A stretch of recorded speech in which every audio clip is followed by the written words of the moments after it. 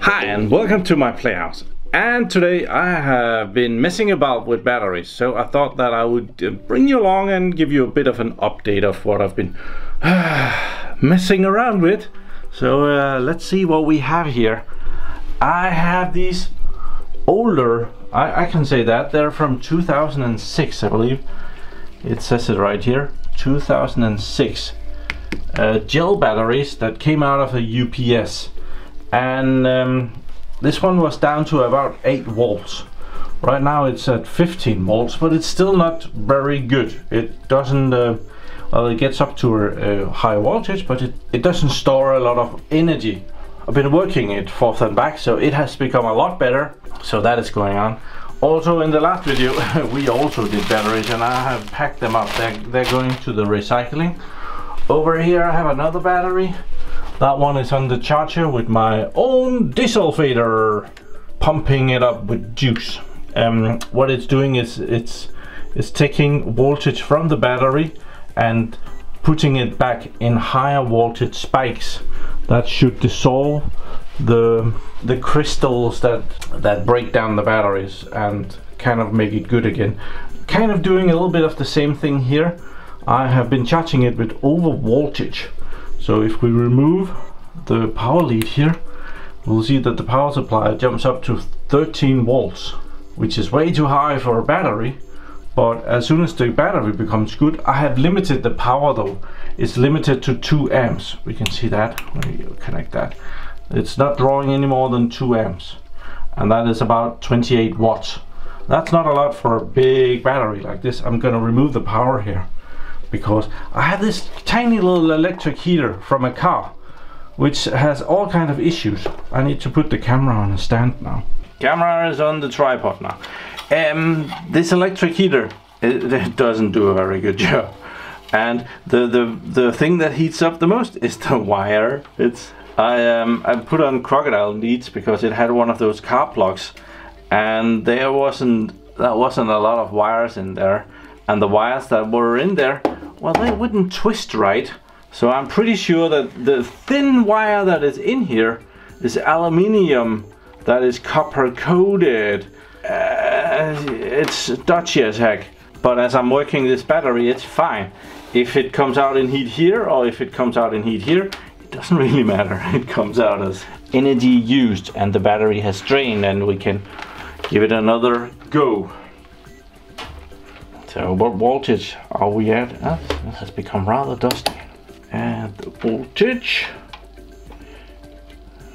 right now, it's seeing 12.7 volts, which is not bad. But let's turn on the heater. It has 2 settings. It has fan, so we can just turn it on and the fan runs. That doesn't draw a lot of power. It sounds pretty good actually. It's not bad, and the voltage didn't drop much either. So let's put it over to,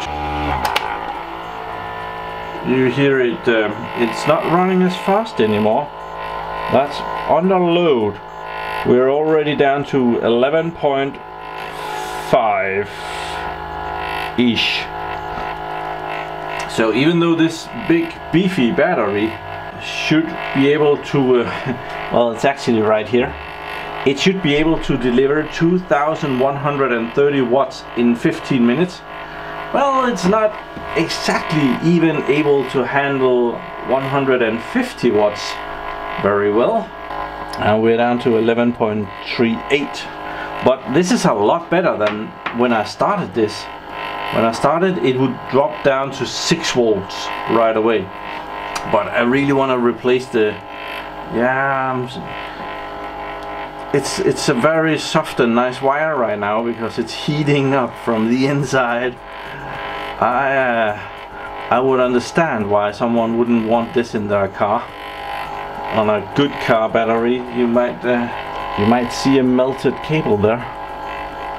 11.26. I'm gonna work it down to 11 volts and have the battery charge up again from there.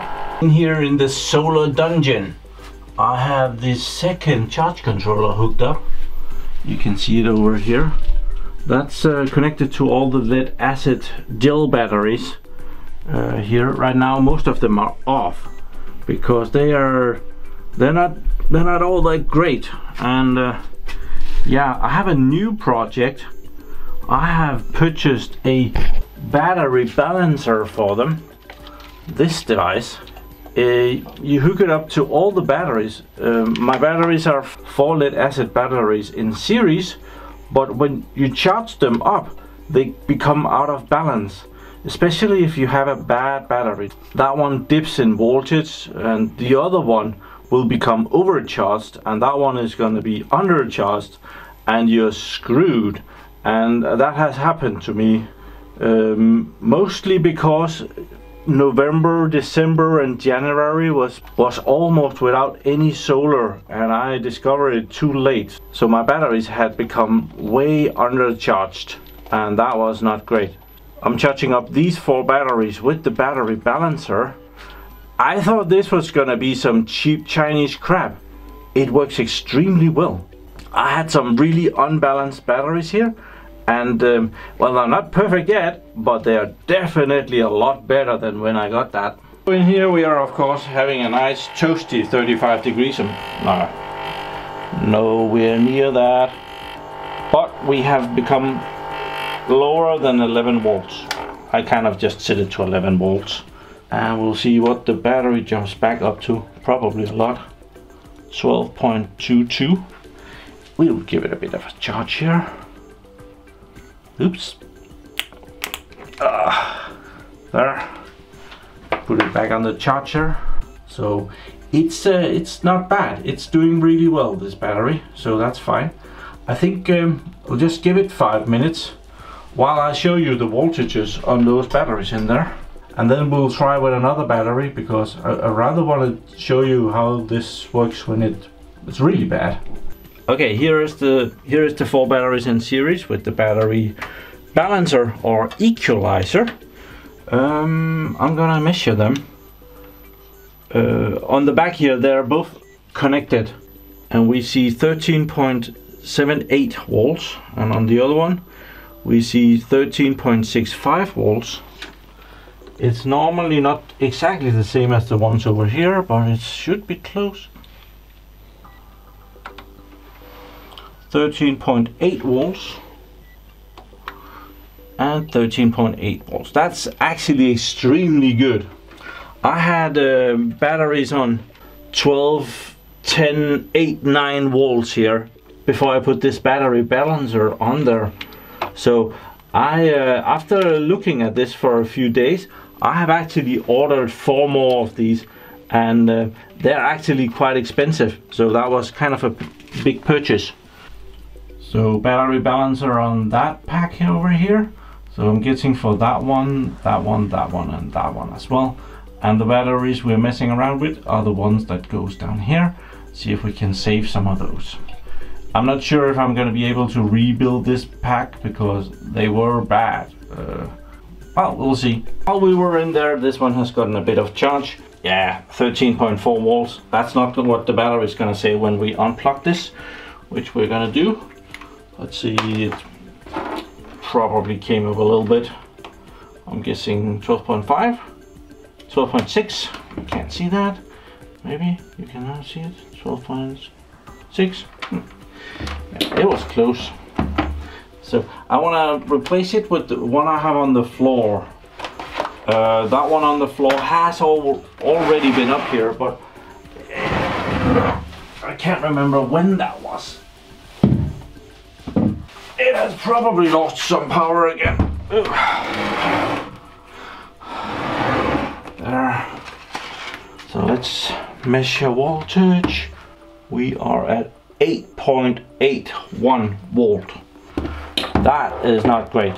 That is ever so slightly too low for a battery of this size. So we're gonna overcharge it.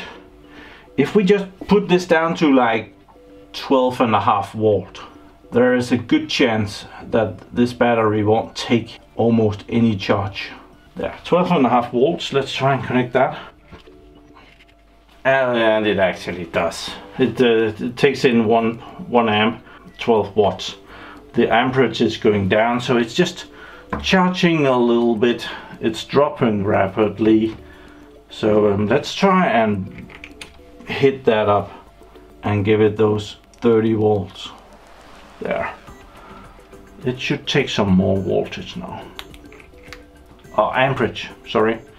So now it's taking 2 amps. I have made sure that it could not take more than 2 amps because I don't want to boil off the fluids in there. Okay, I took the heater apart and it's this crunchy. The cable is here. It goes to the motor, and then it goes on to the heating element, which is down here. So I'm gonna. Well, I'm the type of person that buys some really cheap crap and then uses way too much money to try and improve on it, and I'm gonna try that again today. This cable is thin and flimsy. I have found some 4mm cable that we're gonna replace that with. I'm not gonna put in the same length because well, the shorter the better, but I have some crocodile leads here that has turned out to be really nice to have on there. So I'm gonna put those on, and I'm gonna crimp that and solder it. I'm gonna crimp it to have it stay where it is at, and then solder it afterwards. How do we do this?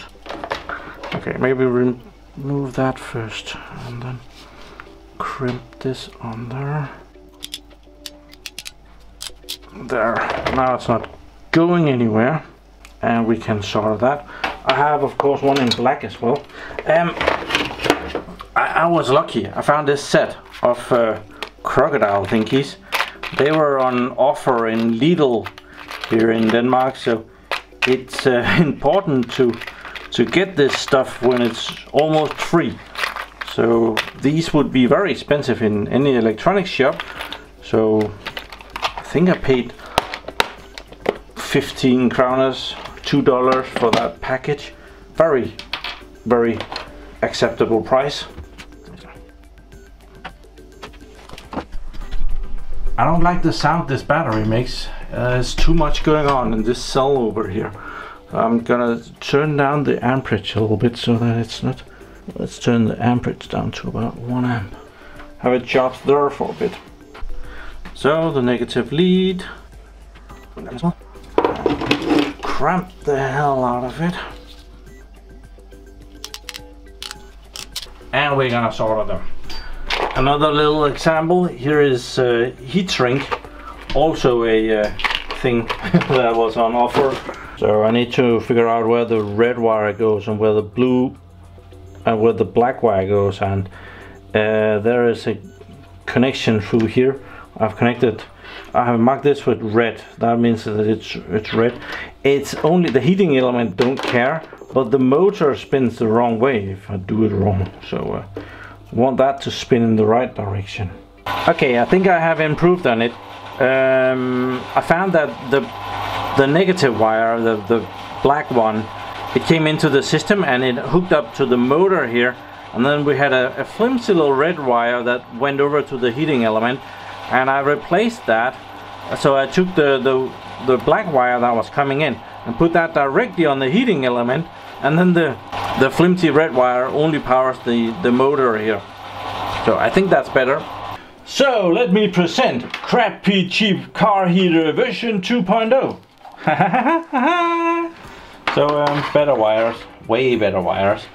I am of course gonna save these because I have already connected crocodile's leads to them, but boy, this cable, it looks okay, but it's definitely aluminium that is coated with a tiny bit of copper, and it heats up really well. So there's that. It has that feature. So let's try and connect this. The good thing about this heater is that you can turn it off. So I can just have it hooked to the battery here, and when I want to drain the battery a little bit, I can just turn the heater on, and we can see everything, can't we? Are we a bit low? Let's go closer, and then we can raise this up in this box. I could have made those wires a tad shorter, I see that now, but well, let's try and Yeah, that's the motor running. It runs smoothly. The voltage stays up because we're not drawing a lot of power.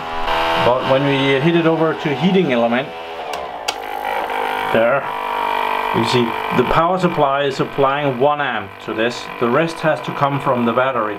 So the voltage of the battery just 7 volts. That's not good. So we're gonna stop that again and have the battery charge up again. So yeah, I use it for that. This battery is pretty awful, but the other one ran the fan for 10 minutes maybe before it dipped down to about 11 volts. So this one is probably gonna do about the same. It needs a few time of this. I broke a piece of plastic off. That sucks. It has this holder that holds it in place. Here it's okay. Over here it's now missing the plastic in one side.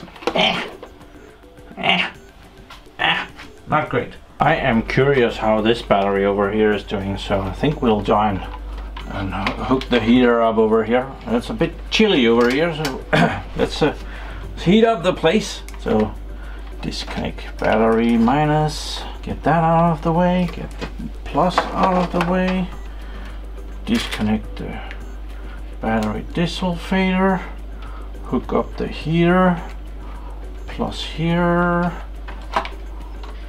minus here.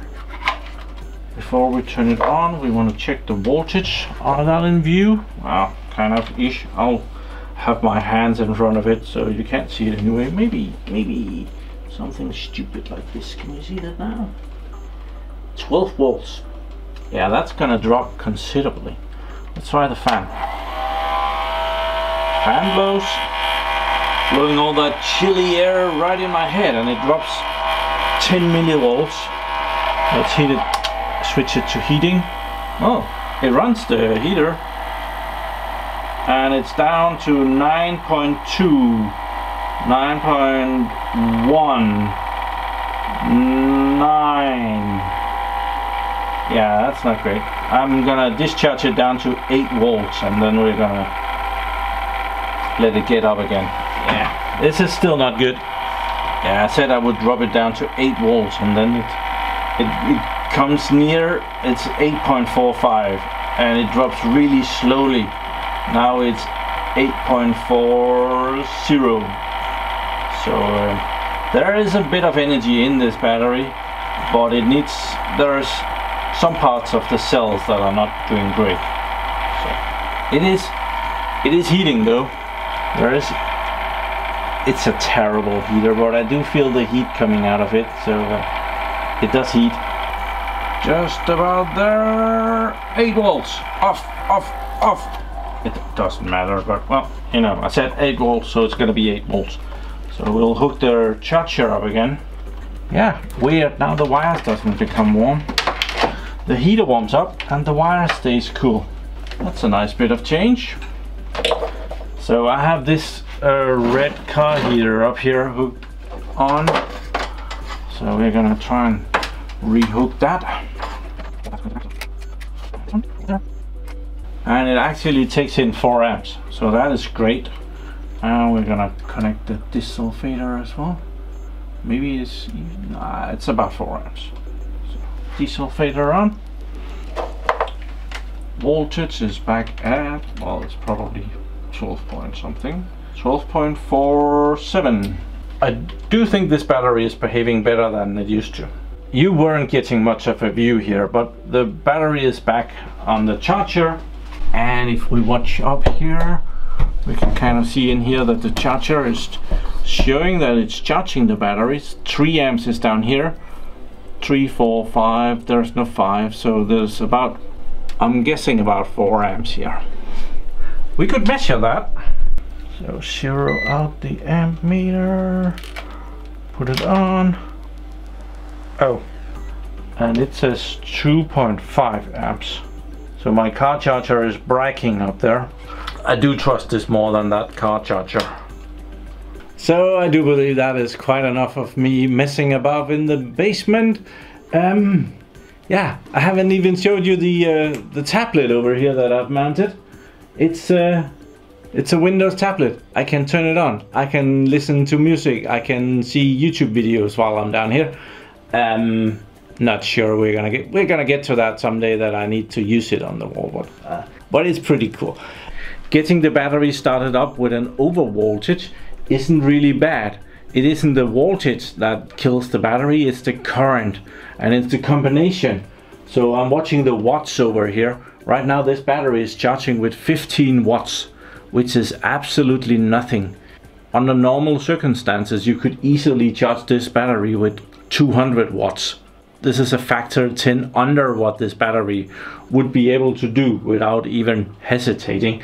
Remember, this battery is designed to deliver 2130 watts in 15 minutes, as it is a UPS battery, and when the power goes out, this battery needs to deliver all of its power out. It's not equally good as taking in power as it is to giving it out, but you can't really have a battery that is awesome at delivering power and can't take any power in at all. They follow each other. It's also good at taking a charge, but it being a gel battery, well, we also don't want to overdo it. There is no fixing it if we break it, and we might break it. There is no guarantee. I had already put these batteries aside. I was gonna get rid of them, and then I saw Neolar, YouTuber. He has been on break for 5 years, and he came back and he started doing batteries again, and I watched his videos, and that was kind of an eye-opener. Damn, am I dark over here? Well, never mind, this is the end of the video anyway. So thank you very much for watching my videos. Do subscribe to my channel so that you can see me again, and have a really nice day. Bye bye.